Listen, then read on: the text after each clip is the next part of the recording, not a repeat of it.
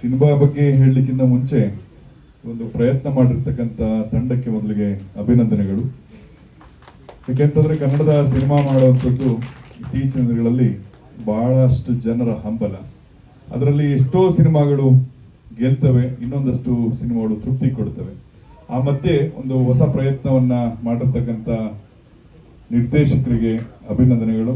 ಅದೇ ರೀತಿಯಾಗಿ ಆ ನಿರ್ದೇಶಕರ ಕನಸು ನನಸಾಗಬೇಕು ಅಂತಂದ್ರೆ ನಿರ್ಮಾಪಕರ ಶ್ರಮ ಮತ್ತೆ ಅವರ ಪಾತ್ರ ಬಹಳ ಮುಖ್ಯ.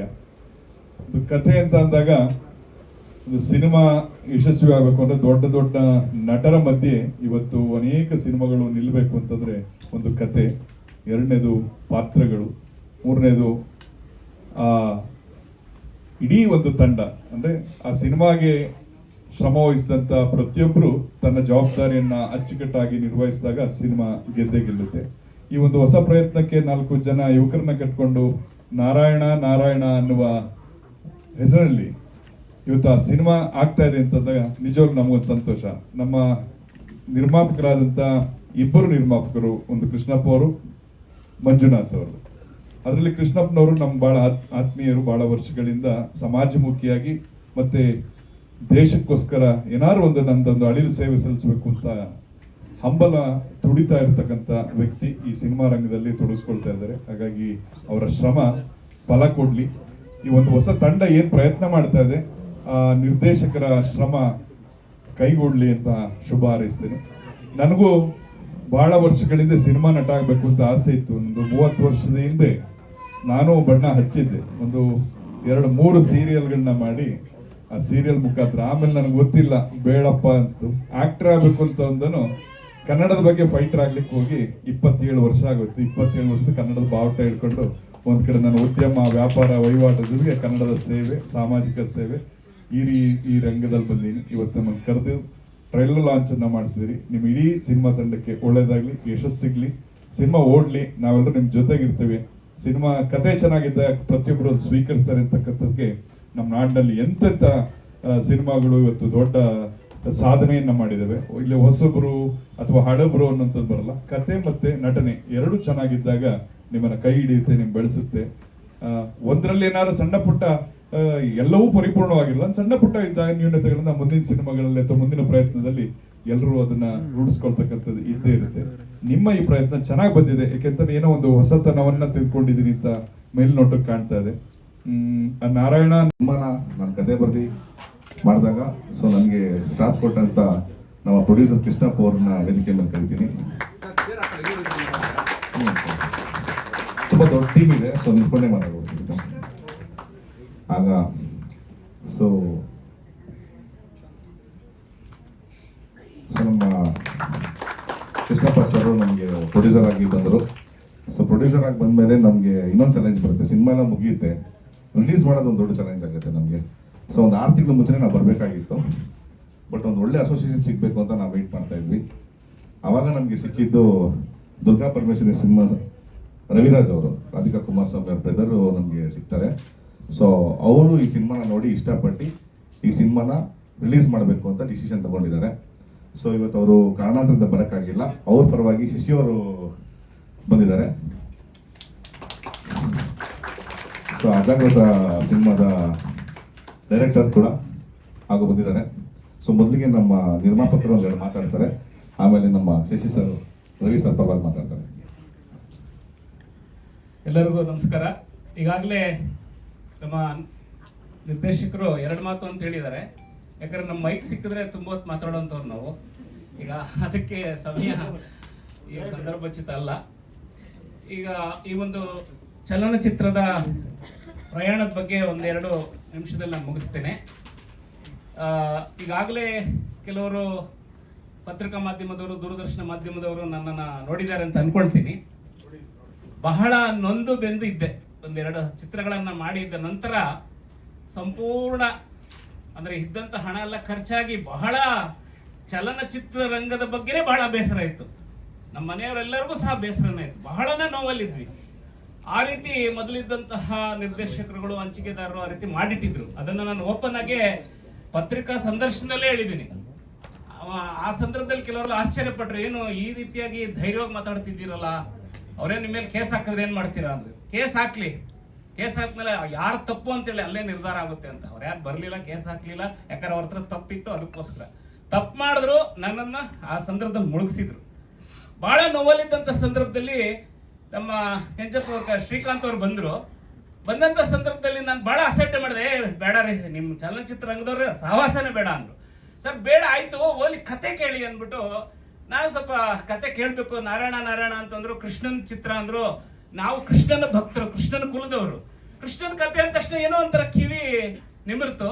ಆ ಕತೆ ಕೇಳೋದಕ್ಕೇನಂತೆ, ಆ ಕತೆ ಕೇಳಬೇಕು. ಕತೆ ಅವ್ರು ಹೇಳ್ತಾ ಇರುವಂತ ವಿಧಾನ ನೋಡಿ ಬಹಳ ಆಶ್ಚರ್ಯ ಆಯ್ತು. ಜೊತೆಗೆ ಅವರೊಂದು ಹೇಳಿದ್ರು, ನೋಡಿ ಸರ್, ನಾನು ನಿಮ್ಗೆ ಖಂಡಿತವಾಗಿ ಹೊರೆ ಹಾಕಲ್ಲ, ನಿಮ್ದು ಏನು ನಿಮ್ ಕೈಯಲ್ಲಿ ಮಾಡಕ್ ಸಾಧ್ಯ ಅಷ್ಟೇ ಮಾಡಿ, ಉಳಿದದ್ದು ನಾನು ಹೇಳಿ ನಾನು ಮಾಡ್ತೀನಿ ಅಂತ. ಆಶ್ಚರ್ಯ ಆಯ್ತು. ಆದ್ರೆ ಅವ್ರು ಏನ್ ಹೇಳಿದ್ರು ಅದೇ ರೀತಿ ಮಾಡಿದ್ದಾರೆ. ನಾನು ಏನು ಹಣವನ್ನು ಕೊಡ್ತೀನಿ ಅಂತ ಹೇಳಿದ್ನು ಅಷ್ಟೇ ಮಾತ್ರ ಕೊಟ್ಟೆ. ಬಹಳ ಕಡಿಮೆನೆ ನಾನು ವಿನಿಯೋಗಿಸಿದ್ದು. ಕಡಿಮೆ ಅಂತಂದ್ರೆ ಚಲನಚಿತ್ರರಂಗಕ್ಕೆ ಹೋಲಿಸದೆ ಕಡಿಮೆ ಅಂದ್ರೆ ಏನು ಬರೀ ಸಾವಿರಾರು ಗಟ್ಟಲೆ ಅಲ್ಲ. ಕಡಿಮೆ ಅಂದ್ರೆ ಆ ಹಣವನ್ನ ಹಾಕಿದ ನಂತರ ಉಳಿದದ್ದೆಲ್ಲವನ್ನೂ ಸಹ ಇವರು ನಿಭಾಯಿಸಿದ್ದಾರೆ. ಅಂದ್ರೆ ಆ ಕಥೆಯಲ್ಲಿ ಬರುವಂತ ಪಾತ್ರಗಳು ಮತ್ತೆ ಇವರ ಡಿಡಕ್ಷನ್. ರಾತ್ರಿ 2 ಗಂಟೆಗೆ ಮಲಗೋರು, ಎಲ್ಲ ಶೂಟಿಂಗ್ ಎಲ್ಲ ಮುಗಿಸಿ ನಾಳೆ ಏನ್ ಮಾಡ್ಬೇಕು ಪ್ಲಾನ್, ರಾತ್ರಿ 2 ಗಂಟೆಗೆ ಮಲಗೋರು, ಮತ್ತೆ ಬೆಳಗ್ಗೆ 6 ಗಂಟೆಗೆ ಎದ್ದಿರೋರು, ಕೇವಲ 3 ಗಂಟೆ 4 ಗಂಟೆ ಮಾತ್ರ ನಿದ್ದೆ ಮಾಡೋರು. ಇಂತಹ ನಿರ್ದೇಶಕರನ್ನ ನಾನು ಕೆಲವರಿಗೆ ಮಾತ್ರ ನೋಡಿದ್ದೇನೆ. ಈಗ ನಮ್ಮ ರಮೇಶ್ ಅಂತೇಳಿ ಒಬ್ರು ಪ್ರೇಮಲೇಖ ಪತ್ತೆ, ಅದನ್ನ ನಾವು ರಿಲೀಸ್ ಮಾಡ್ತೀವಿ. ರಮೇಶ್ ಅವರು ಸಹಿತ ಅದೇ ರೀತಿ ಡಿಡಕ್ಷನ್ ಮಾಡಿದ್ರು. ಮತ್ತೆ ಈ ಇಬ್ಬರು ಮೂವರನ್ನ ನಾನು ನೋಡಿದ್ದೀನಿ, ನನ್ನ ಕಣ್ಣಾರೆ ನೋಡಿದ್ರು. ಸಾಕಷ್ಟು ಜನ ಇದ್ದಾರೆ, ಆದ್ರೆ ನಮ್ ಕಣ್ ಮುಂದೆ ಕಂಡಿಲ್ಲ. ಆದ್ರೆ ನಾನ್ ಮೊದಲು ಕಂಡಂತವ್ರು ಸುಮ್ಮನೆ ಹಣಕ್ಕೋಸ್ಕರ ಕೆಲಸ ಮಾಡುವಂತವ್ರು. ಆದ್ರೆ ಇವರು ರಾತ್ರಿ 2 ಗಂಟೆಗೆ ಮಲಗಿ ಬೆಳಗ್ಗೆ 5 ಗಂಟೆಗೆ ಎದ್ದು ಚಲನಚಿತ್ರದ ಬಗ್ಗೆ ಗಮನಿಸೋರು. ಅಲ್ಲಿ ಚಳಿಗಾಲದಲ್ಲೇ ನಾವು ಶೂಟ್ ಮಾಡಿದ್ದು, ಡಿಸೆಂಬರ್ ತಿಂಗಳಲ್ಲಿ ಬಹಳ ಚಳಿ ಇದ್ರು ಕೂಡ ರಾತ್ರಿ ಎಲ್ಲ ಶೂಟಿಂಗ್ ಮಾಡುವಾಗ ಅವರು ಬಹಳ ತದೇಕಚಿತ್ತದಿಂದ ಮಾಡಿದ್ದಾರೆ, ಬಹಳ ಚೆನ್ನಾಗಿ ತಂದಿದ್ದಾರೆ.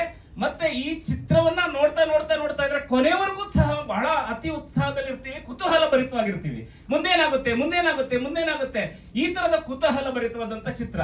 ಒಬ್ಬ ಮನುಷ್ಯ ತನ್ನ ಸ್ವಪ್ರಯತ್ನದಿಂದ ಸಾಕ್ಬೇಕು, ಯಾವುದೋ ಒಂದು ನಿಧಿಗೆ ಆಸೆ ಪಡಬಾರ್ದು. ಅದನ್ನ ಆಸೆ ಪಟ್ಟಂತ ಸಂದರ್ಭದಲ್ಲಿ ಶ್ರೀಕೃಷ್ಣ ಪರಮಾತ್ಮ ಯಾವ ರೀತಿ ಅವ್ರಿಗೆ ದಾರಿಯನ್ನು ತೋರಿಸ್ತಾನೆ, ಬುದ್ಧಿಯನ್ನು ಕಲಿಸ್ತಾನೆ ಅನ್ನುವಂಥದ್ದೇ. ಕರ್ಮಣ್ಯ ವಾದಿಕಾರಸ್ತೆ ಮಾಫಲೇಶು ಕದಾಚನ, ಕರ್ಮವನ್ನು ಮಾಡು, ಕರ್ಮದ ಸಿದ್ಧಾಂತವನ್ನು ಮಾಡುವಂತಹ ಚಿತ್ರಣ ಏನಿದೆ. ಕೆಲಸ ಕಾಯಕವೇ ಕೈಲಾಸ ಅಂತ ಹೇಳಿದಂತ ಬಸವಣ್ಣನವರ ನುಡಿ ಏನಿದೆ, ವರ್ಕ್ ಈಸ್ ವರ್ಷಿಪ್ ಅಂತ ಏನ್ ಹೇಳ್ತೀವಿ, ಅದನ್ನ ಸ್ವತಃ ಈ ಒಂದು ಚಲನಚಿತ್ರದಲ್ಲಿ ತಂದಿದ್ದಾರೆ. ನಿಜಕ್ಕೂ ಸಹ ನನಗೆ ಬಹಳನೇ ಆನಂದ ಆಗ್ತಾ ಇದೆ. ಈ ಒಂದು ನಾನು ಒಂದೇ ಒಳ್ಳೆ ಅವಕಾಶ ಕಳ್ಕೊಂಡ್ಬಿಡ್ತಿದ್ನಲ್ಲ, ಬೇಡ ಅಂತ ಅನ್ಬಿಟ್ಟಿದ್ನಲ್ಲ, ಒಂದು ಒಳ್ಳೆ ಅವಕಾಶ ಪಡ್ಕೊಂಡಿದ್ದೇನೆ. ಕಳ್ಕೊಂಡಿರೋದನ್ನ ಇದ್ರಲ್ಲಿ ಖಂಡಿತ ಪಡ್ಕೊಂಡ ನಂತರ ಈ ಚಲನಚಿತ್ರರಂಗಕ್ಕೆ ವಿನಿಯೋಗಿಸ್ತೇನೆ. ಯಾಕೆಂದ್ರೆ ಇವತ್ತು ಗಾಂಧಿನಗರದಲ್ಲಿ, ಕರ್ನಾಟಕದಲ್ಲಿ ಚಿತ್ರನ್ನಕ್ಕೂ ಗತಿ ಇಲ್ಲದಂತಹ ಚಲನಚಿತ್ರ ರಂಗದಲ್ಲಿರುವಂತಹ ನಟರು, ನಟಿಯರು, ತಂತ್ರಜ್ಞರು ಇದ್ದಾರೆ. ಬಹಳ ಆಸೆ ಪಟ್ಟು ಚಲನಚಿತ್ರ ರಂಗಕ್ಕೆ ಬಂದವ್ರೆ, ಆದ್ರೆ ಅವ್ರ ಮೇಲೆ ಬರಲಿಲ್ಲ, ಬಹಳ ಕಷ್ಟ ಪಡ್ತಾ ಇದ್ದಾರೆ, ಒಂದು ಊಟಕ್ಕೂ ಸಹ ಅಲಿತಾ ಇದ್ದಾರೆ. ಅಂತವ್ರಿಗೆ ಊಟ ಕೊಡಬೇಕಾದ್ರೆ ಊಟ ಕೊಡುವಂತಹ ವ್ಯಕ್ತಿ ಅಂದ್ರೆ ಚಲನಚಿತ್ರದ ನಿರ್ಮಾಪಕ.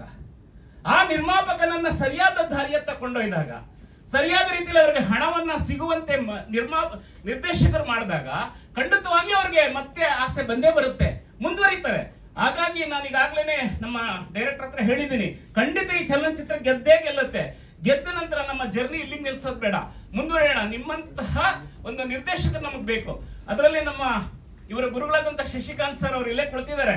ಅವ್ರನ್ನ ದಯವಿಟ್ಟು ವೇದಿಕೆ ಮೇಲೆ ಕರೆಸಿದ್ರೆ ಚೆನ್ನಾಗಿ ಕರೆಸ್ತಿರಲ್ಲ. ಇವ್ರ ಗುರುಗಳು ದರ್ಶನ್ ಆಗ್ಬೋದು, ಹಂಪ ಆಗ್ಬೋದು, ಕಿರಣ್ ಆಗ್ಬೋದು, ಇನ್ನಕ್ಕೆ ಸುಮಾರು ಜನ ಇಲ್ಲಿ ಚಲನಚಿತ್ರಗಳ ನಟರೆಲ್ಲ ಇದ್ದಾರೆ.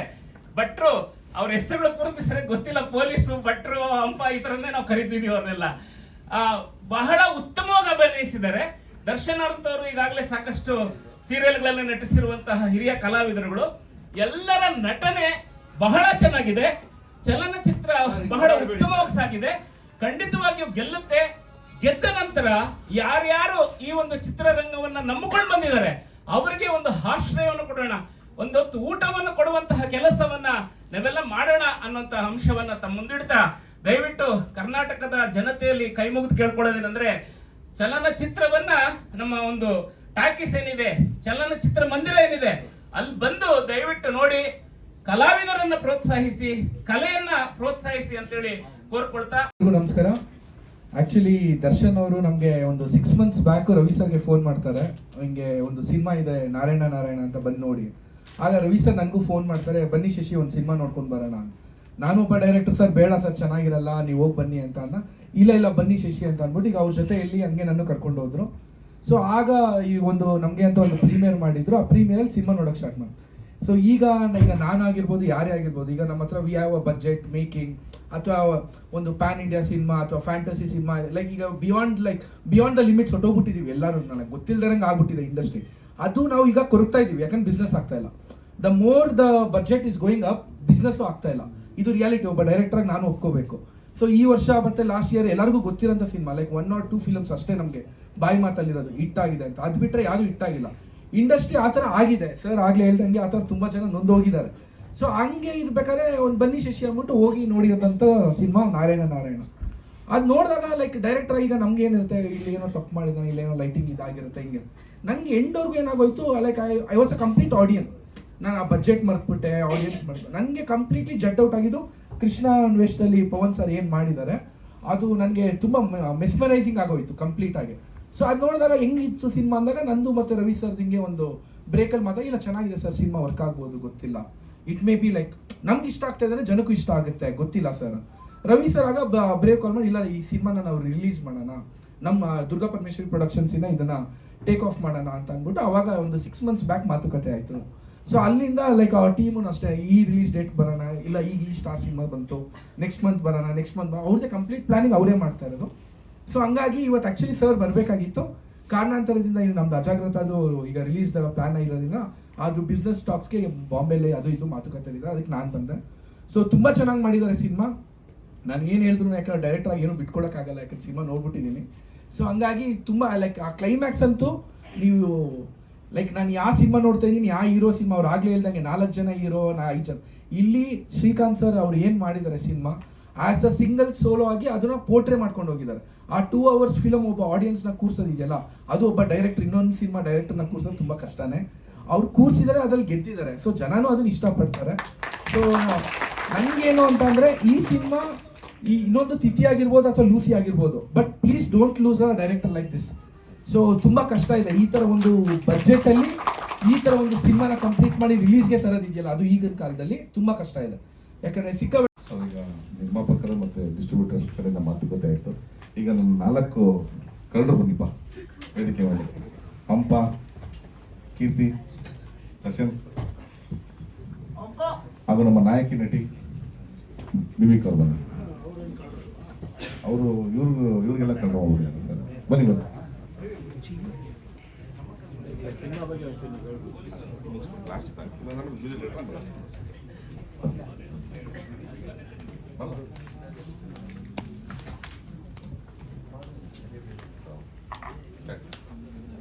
ಸೊ ನಿಮ್ಮ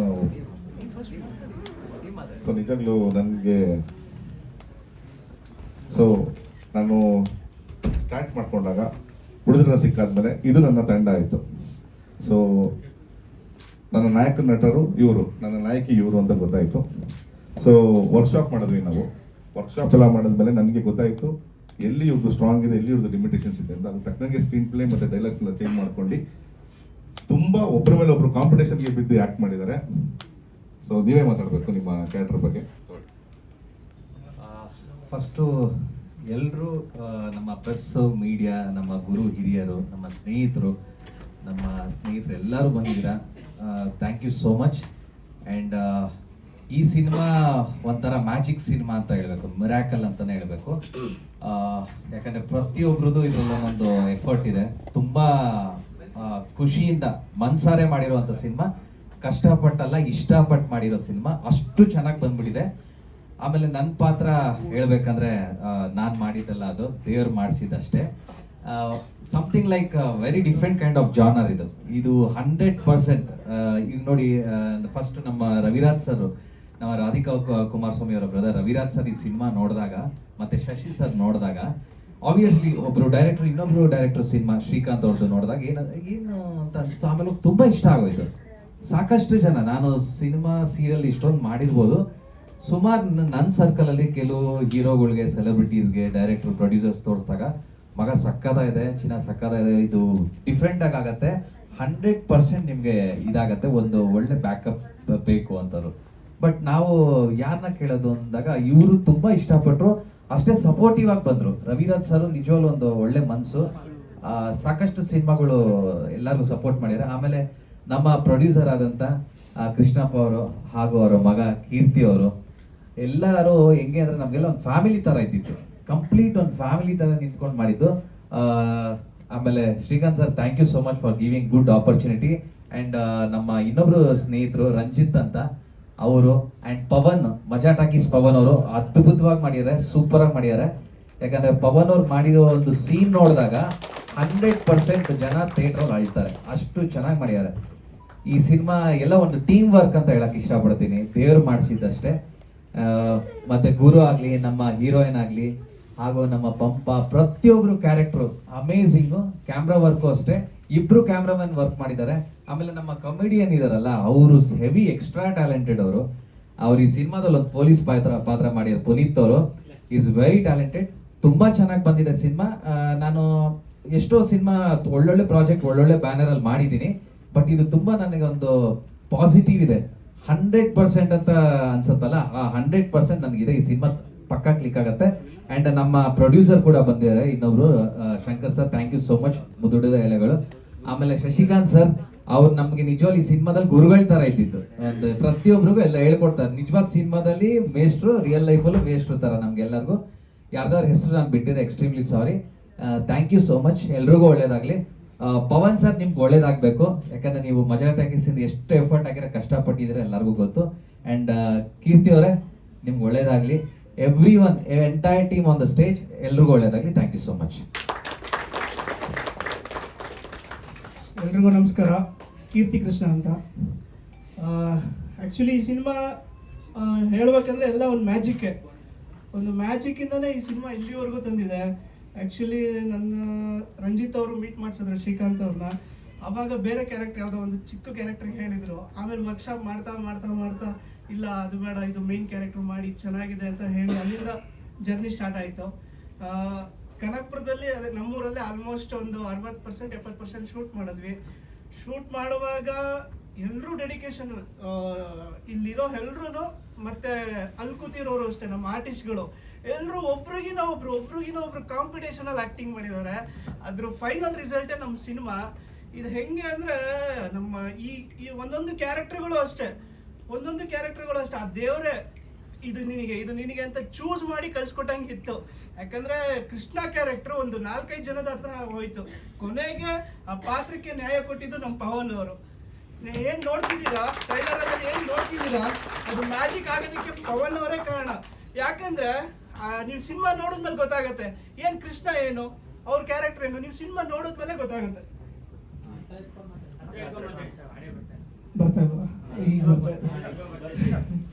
ಸೊ ಹೇಳ್ದಂಗೆ ಇದೆಲ್ಲ ಒಂದು ಮ್ಯಾಜಿಕ್.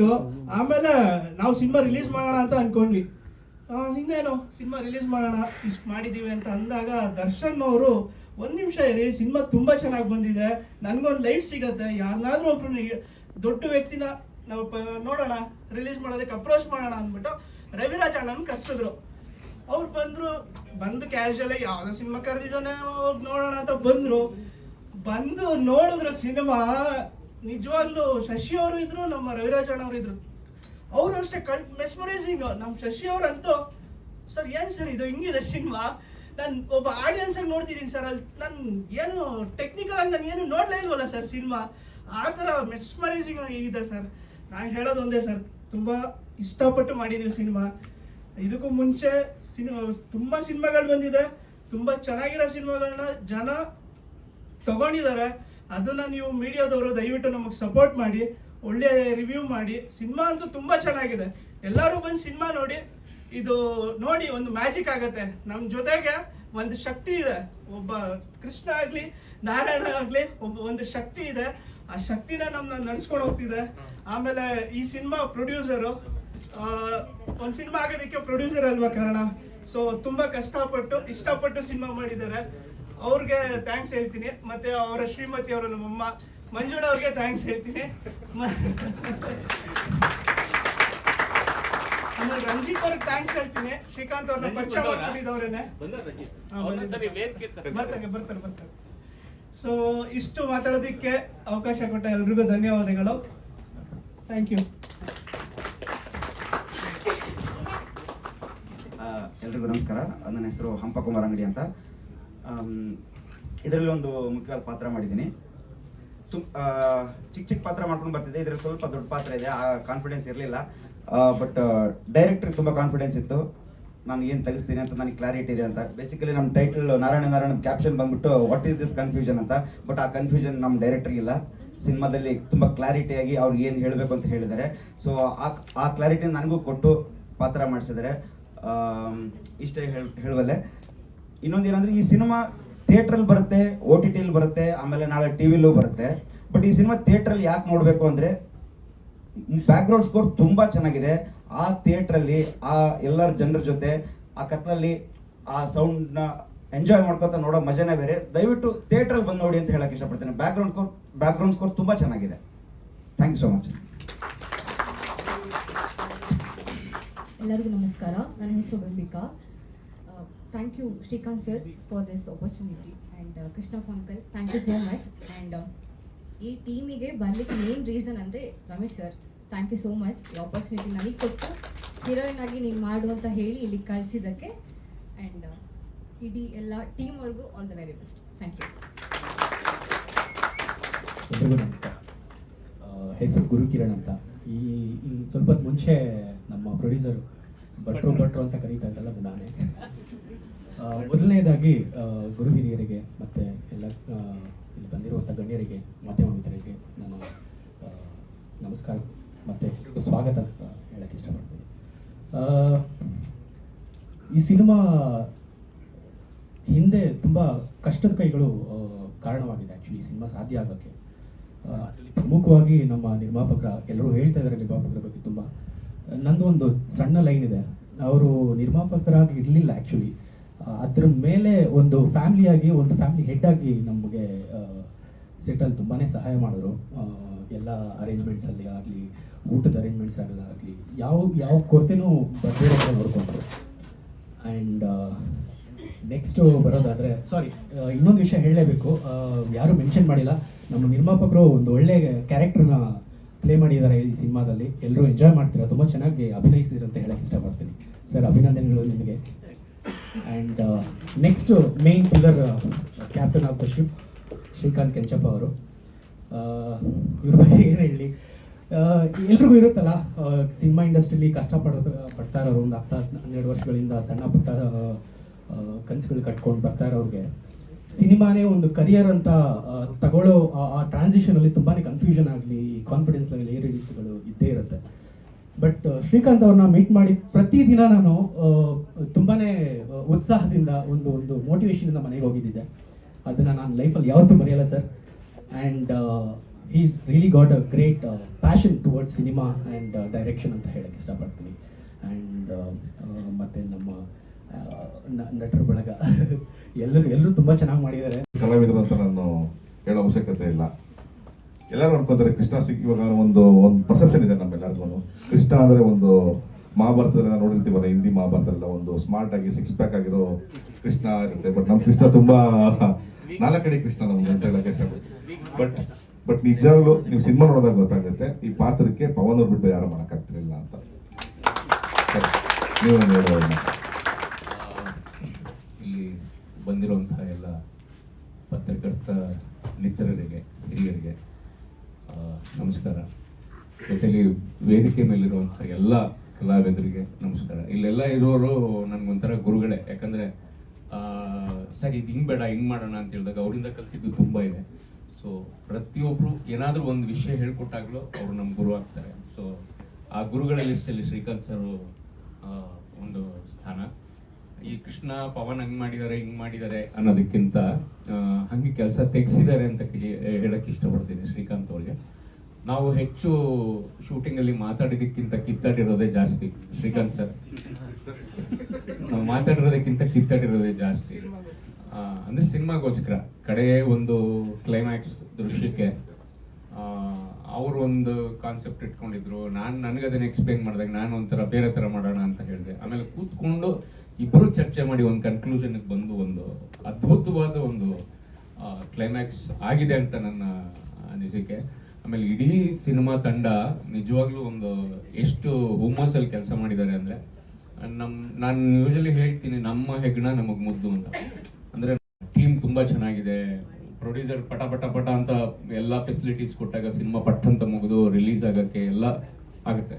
ಬಟ್ ಈ ತಂಡ ಒಂದು ಸಿನಿಮಾ ಒಂದು ರಿಲೀಸ್ ಮಾಡಲೇಬೇಕು ಅನ್ನೋ ಒಂದು ಹುಮ್ಮಸ್ಸು ಇಟ್ಕೊಂಡಾಗ ಎಷ್ಟು ಕಷ್ಟಪಟ್ಟಿದ್ದಾರೆ ಈ 4 ವರ್ಷ ಅನ್ನೋದು ನನಗೆ ಗೊತ್ತು. ಸೊ ಪ್ರತಿ ಸಲ ಮಾತಾಡಿದಾಗಲೂ ಈ ಸಿನಿಮಾ ಬಗ್ಗೆ ಡಿಸ್ಕಸ್ ಮಾಡ್ತಾ ಇದ್ವಿ. ಎಸ್ಪೆಷಲಿ ನಾನು ಮ್ಯೂಸಿಕ್ ಡೈರೆಕ್ಟರ್ಗೆ ತುಂಬ ಥ್ಯಾಂಕ್ಸ್ ಹೇಳಕ್ಕೆ ಇಷ್ಟಪಡ್ತೀನಿ. ಯಾಕೆಂದರೆ ಮನಸ್ಸಿಗೆ ತುಂಬ ಬೇಜಾರಾದಾಗ ಆ ಹಾಡನ್ನ ಹಾಕೊಂಡು ಕೇಳ್ತಾ ಇರ್ತೀನಿ. ಜೊತೆಗೆ ನಿರ್ಮಾಪಕರು ಸಾಕಷ್ಟು ಜನ ಈ ತಂಡದಲ್ಲಿ ಕೆಲಸ ಮಾಡಿದ್ದಾರೆ. ನೀವು ಒಂದು ದಿನ ಸಿನಿಮಾ ಮಾಡಿದ್ರು ಅನ್ನದಾತ್ರೆ ಸರ್, 100 ದಿನ ಸಿನಿಮಾ ಮಾಡಿದ್ರು ಅನ್ನದಾತ್ರೆ. ನೀವು ಇದೇ ಥರ 100 ಸಿನಿಮಾ ಮಾಡಿ 1000 ಜನಕ್ಕೆ ಊಟ ಹಾಕಿ ಕೆಲಸ ಕೊಡಿ ಅಂತ ನಾನು ಕೇಳ್ಕೊತೀನಿ. ಜೊತೆಗೆ ಮುಖ್ಯವಾಗಿ ಪ್ರೇಕ್ಷಕರು, ನೀವು ಬಂದು ಥಿಯೇಟ್ರಲ್ಲೇ ಸಿನಿಮಾ ನೋಡಬೇಕು. ಯಾಕೆಂದರೆ ಥಿಯೇಟ್ರಲ್ಲಿ ನೋಡಿದಾಗ ಅದರ ಅನುಭವ ಬೇರೆ, ನಿರ್ಮಾಪಕರಿಗಾಗೋ ಒಂದು ಸಂತೋಷ ಬೇರೆ, ಆಮೇಲೆ ನಮಗಳಿಗಾಗೋ ಖುಷಿನೇ ಬೇರೆ. ಯಾರೋ ಹೇಳಿದ್ರು ಇಲ್ಲಿ ಇನ್ನೇನು ಇವತ್ತು ರಿಲೀಸ್ ಆಗೋ ಸಿನಿಮಾ ನಾಳೆ OTTಗೆ ಬರುತ್ತೆ, ಆಮೇಲೆ ಮೊಬೈಲಿಗೆ ಬರುತ್ತೆ ಅಂತ. ಇವಾಗ ಹೆಂಗಾಗ್ಬಿಟ್ಟಿದೆ ಅಂದರೆ ಮೊಬೈಲ್ ದುನಿಯಾ ಆಗಿದೆ. ಸೊ ದಯವಿಟ್ಟು ನಮ್ಮ ಕೈಯಲ್ಲಿದೆ ಪೈರಸಿನ ಸ್ಟಾಪ್ ಮಾಡೋದು. ನಾವು ಮುಂದೆ ನಿಂತ್ಕೊಂಡು ದಯವಿಟ್ಟು ಇದನ್ನು ನಾವು OTT ಬರುತ್ತೆ ಬರಲಿ, ಅದು ಆಮೇಲೆ ನಂತರದ್ದು ಸಿನಿಮಾ ರಿಲೀಸ್ ಆದಮೇಲೆ ಕನ್ನಡ ಚಿತ್ರರಂಗಗಳನ್ನು ಬೆಳೆಸಬೇಕು, ಉಳಿಸ್ಬೇಕು, ಅದು ನಮ್ಮ ಆದ್ಯ ಕರ್ತವ್ಯ. ಜೊತೆಗೆ ಇಲ್ಲಿ ಶಶಿ ಸರ್ ಅಂತ ಒಳ್ಳೆ ನಿರ್ದೇಶಕರಿದ್ದಾರೆ. ಆಮೇಲೆ ಪುನೀತ್ ನಿಜವಾಗ್ಲೂ ಎಕ್ಸ್ಟ್ರಾರ್ಡಿನರಿ ಟ್ಯಾಲೆಂಟ್. ಜೊತೆಗೆ ದರ್ಶನ್ನು ಅಷ್ಟೇ, ಏನೋ ಒಂದು ಮಾಡಬೇಕು ಅನ್ನೋ ಒಂದು ಹುಮ್ಮಸ್ಸು. ತುಂಬ ಮಾತಾಡ್ತಾ ಇದ್ದೀನಿ, ಏನೋ ತಿಂಡಿ ಮಾಡಿಸಿದ್ದೀರಾ, ಸಮೋಸ ಎಲ್ಲ ಆರೋಗುತ್ತೆ. ಆದರೂ ನನ್ನ ಒಂದು ಪತ್ರಿಕಾ ಸ್ನೇಹಿತರಲ್ಲಿ ಒಂದು ದೊಡ್ಡ ಮನವಿ, ನಿಮ್ಮ ಪ್ರೀತಿ, ಪ್ರೋತ್ಸಾಹ, ಆಶೀರ್ವಾದ ಸ್ಪೆಷಲ್ಲಾಗಿ ಇಡೀ ಸಿನಿಮಾ ತಂಡದ ಮೇಲೆ ಇರಬೇಕು. ಯಾಕಂದರೆ ಮನುಷ್ಯಗಿಂತ ದೊಡ್ಡದಾಗಿ ಕಾಣೋದು ಸಿನಿಮಾದಲ್ಲಿ, ಮನುಷ್ಯಗಿಂತ ಚಿಕ್ಕದಾಗಿ ಕಾಣೋದು ಟಿವಿನಲ್ಲಿ, ಮನುಷ್ಯನಾಗೇ ಕಾಣೋದು ರಂಗಭೂಮಿ ಮೇಲೆ, ಅಂದರೆ ಈ ವೇದಿಕೆ ಮೇಲೆ. ನಾವೆಲ್ಲ ಇಲ್ಲಿ ಸಾಕಷ್ಟು ಜನ ರಂಗಭೂಮಿಯಿಂದ ಬಂದ ಕಲಾವಿದರಿದ್ದಾರೆ. ಸೊ ಒಂದು ಕಷ್ಟಪಟ್ಟು ಇಷ್ಟಪಟ್ಟು ಇಡೀ ತಂಡ ಕೆಲಸ ಮಾಡಿದೆ. ಎಲ್ಲ ತಂತ್ರಜ್ಞರಿಗೂ, ಕಲಾವಿದರಿಗೂ, ನಿರ್ದೇಶಕರಿಗೂ, ಆಮೇಲೆ ಎಲ್ಲರಿಗೂ, ಈ ತಂಡದಲ್ಲಿ ಕೆಲಸ ಮಾಡಿದ ಎಲ್ಲರಿಗೂ ನಿಮ್ಮೆಲ್ಲರ ಆಶೀರ್ವಾದ, ಪ್ರೀತಿ, ಪ್ರೋತ್ಸಾಹ ಬೇಕು. ಹರಸಿ ಹಾರೈಸಿ ಅಂತ ಕೇಳ್ಕೊತಾ ಮತ್ತೊಮ್ಮೆ ಈ ಪಾತ್ರ ಕೊಟ್ಟಿದ್ದಕ್ಕೆ ಶ್ರೀಕಾಂತ್ ಸರ್, ನಾನು ನಿಮ್ಮ ಅನಿಸಿಕೆ ಮಟ್ಟಕ್ಕೆ ಮಾಡಿದ್ದೀನೋ ಇಲ್ಲೋ ಗೊತ್ತಿಲ್ಲ, ಆದರೂ ಇನ್ನೂ ಒಂದೇನಾದರೂ ಮಾಡಬೇಕು ಅನ್ನೋ ಒಂದು ಕುತೂಹಲ ಇತ್ತು ಸಿನಿಮಾ ನೋಡಿದಾಗ. ಬಟ್ ಅದು ನಮ್ಮ ಕಲಾವಿದರದು ಒಂದು ಇದು, ಇನ್ನೇನಾರು ಮಾಡಬೇಕಿತ್ತು ಅಂತ. ಸೊ ಪ್ರಯತ್ನ ಪಟ್ಟಿದ್ದೀನಿ ಅನ್ನೋ ಒಂದು ತೃಪ್ತಿ ಇದೆ. ದಯವಿಟ್ಟು ಮತ್ತೊಮ್ಮೆ ಮಗದೊಮ್ಮೆ ನಿಮ್ಮೆಲ್ಲರಲ್ಲಿ ಕೇಳ್ಕೊತೀನಿ, ದಯಮಾಡಿ ಥಿಯೇಟ್ರಿಗೆ ಬಂದು ಸಿನಿಮಾ ನೋಡಿ ನಮ್ಮೆಲ್ಲರನ್ನು ಪ್ರೀತಿಸಿ, ಹರಸಿ, ಹಾರೈಸಿ ಅಂತ ಕೇಳ್ಕೊತಾ, ಯಾರ್ದಾದ್ರೂ ಹೆಸರು ಬಿಟ್ಟಿದ್ರೆ ದಯವಿಟ್ಟು ಕ್ಷಮಿಸಿ. ಯಾರು ಒಬ್ಬ ಇಲ್ಲ ಅಂದರೂ ಈ ಸಿನಿಮಾ ಆಗಲ್ಲ, ಇನ್ಕ್ಲೂಡಿಂಗ್ ನಮ್ಮ ಪ್ರೊಡಕ್ಷನ್ ಹುಡುಗ ಇಲ್ಲ ಹಿಡಿದು ಎಲ್ಲರ ಸಪೋರ್ಟಿಂದ ಇವತ್ತು ಈ ಸಿನಿಮಾ ಆಗಿದೆ. ಇನ್ನು ಮುಂದೆ ಈ ಸಿನಿಮಾ ನಿಮ್ಮ ಮಡಿಲಲ್ಲಿದೆ, ಮಗುನ ಬೆಳೆಸಿ ಅಂತ ಕೇಳ್ಕೊತೀನಿ. Thank you. ತಗೊಳ್ಳೋಕ್ಕೆ ಸಂದೀಪ್ ಸರ್ ಬಂದಿದ್ದಾರೆ. ಸರ್ ಕೃಷ್ಣಪ್ಪ ಸರ್, ಇದು ಬಹುಶಃ ನಂಗೆ ಗೊತ್ತಿಲ್ಲ ಈ ಥರ ಆಗಿದೆಯೋ, ಮುಂಚೆ ಈ ಥರ ಇವೆಂಟ್ ಆಗಿದೆಯಾ. ಸೊ ನಮ್ಮ ಸಿನಿಮಾ ನಾಟಕದ ಬೇಸ್ ಮೇಲೆ ಇದೆ. ಅದನ್ನು ಅವರು ಮಂಗಳೂರು ತಗೊಂಡೋಗಿ ಯಕ್ಷಗಾನ ಬ್ಯಾಕ್ಗ್ರೌಂಡ್ ಅಪ್ಪಲ್ಲಿ ಮಾಡಬೇಕು ಅಂತ ಅಂದ್ಕೊಂಡಿದ್ದಾರೆ. ಸಂದೀಪ್ ಸರ್, ನಿಮ್ಗೆ all the best. Thank you for your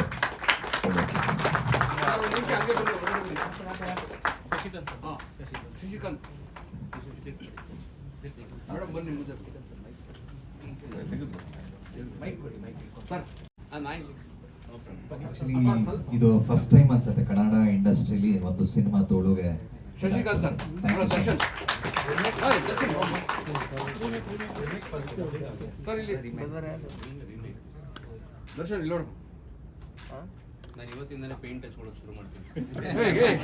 ಪವನ ಇಲ್ಲಿ ತುಳು ಮಾತಾಡಿ ಕಲಿತೀನಿ ಸರ್. ಅವರೊಬ್ಬರು ಮಿಸ್ಸಿಂಗ್ ಇಲ್ಲಿ ಬನ್ನಿ ಒಳಗಡೆ ಬನ್ನಿ. ಕೀರ್ತಿ ಹಂಪ ಅಣ್ಣ ಬನ್ನಿ ರೆಡಿ ನಿಧಿ ಸಿಗುತ್ತೆ. ಅವಾಗ ಎಲ್ಲರೂ ಊರ್ ಜನ ಎಲ್ಲ ನಿಧಿಯಿಂದ ಹೋಗ್ತಾರೆ, ಗಲಾಟೆ ಮಾಡ್ಕೊತಾರೆ, ನಮಗೆ ಬೇಕು ಅಂತ ಕಿತ್ತಾಡ್ತಾರೆ. ಆಮೇಲೆ ಪೊಲೀಸರೆಲ್ಲ ಬಂದು ಅದನ್ನ ಸೇಫ್ ಮಾಡ್ತಾರೆ. ಈ ಇನ್ಸಿಡೆಂಟ್ ನಾನು ಪೇಪರಲ್ಲಿ ಓದ್ತಾ ಇದ್ದೆ ಸರ್. ಪೇಪರಲ್ಲಿ ಓದಿದಾಗ ನನಗನ್ನಿಸ್ತು ವಿಷ್ಣು ದೇವ್ರ ಹಿಂದೆ ಈ ಥರ ಘಟನೆ ನಡೆಯುತ್ತೆ. ಸೊ ವಿಷ್ಣು ಎಷ್ಟೋ ಅವತಾರಗಳು ತೊಗೊಂಡ್ಬಿಟ್ಟು ಭೂಮಿಗೆ ಬಂದು ರಾಮವಾಗಿ ಕೃಷ್ಣಾಗೆಲ್ಲ ಬಂದು ತುಂಬ ವಿಚಾರಗಳು ತುಂಬ ವಿಷಯಗಳು ನಮ್ಗೆ ಹೇಳ್ಕೊಟ್ಟು ಹೋಗಿದ್ದಾನೆ.